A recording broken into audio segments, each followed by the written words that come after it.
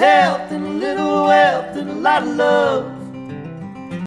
Well, give us a little breakdown for those who don't really know kind of what the ranges are for credit scores. What's considered a good score? What's considered a average or intermediate? What's bad? What's the danger zone? Yeah, so excellent credit is 800 plus.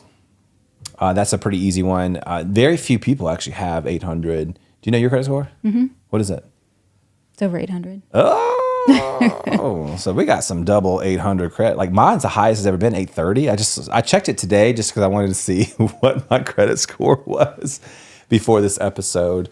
Well, you make us both very aware of finances and what we're spending. I think that's part of it. Yeah. As being, being knowledgeable and aware of what your number is and how to make it better, which you're telling everybody how to do. So yeah, and the thing is, it works. No one has any reason anymore not to own their credit score. There's so much information out there and it's free.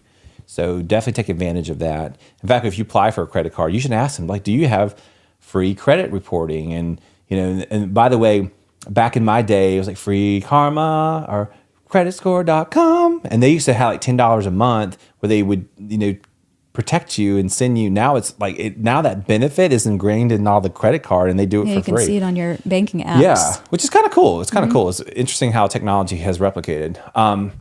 So $799 to $740 is very, very good. $739 to $670 is good.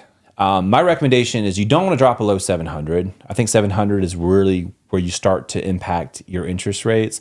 Not all. So there are some government organizations, especially in the home loan space, which is very, very important to understand.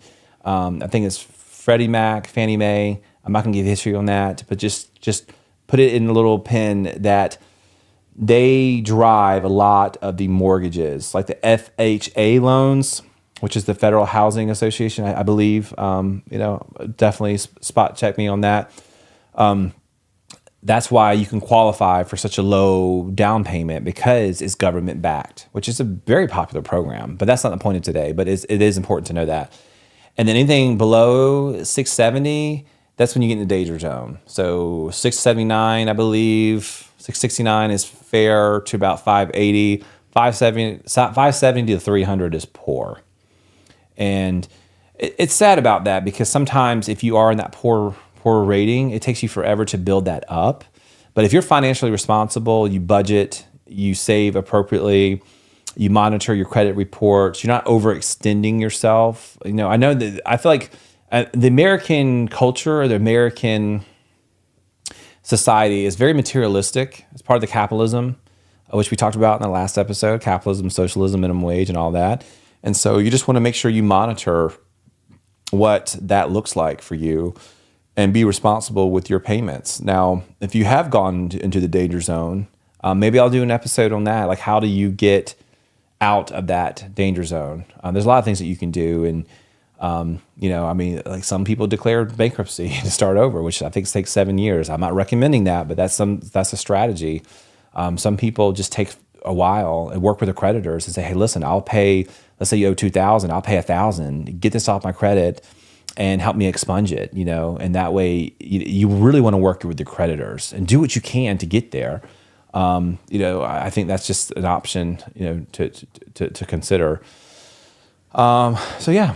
With a little health and a little wealth and a lot of love, that's the life that we live. Suits and scrubs.